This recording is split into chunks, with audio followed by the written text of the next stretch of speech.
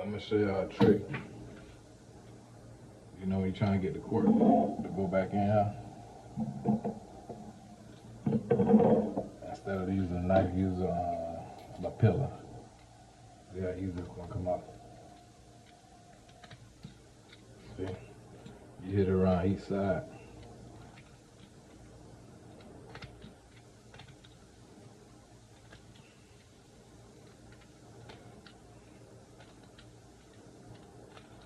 Don't do it too much. You want to keep it tight. See, look, that is already going in. It's already going in a little bit, so I just gotta shave a little bit. But now you know. Use a little pillow.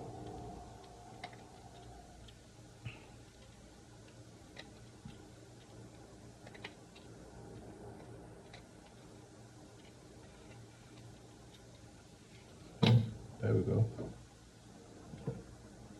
And just like that, it's back on.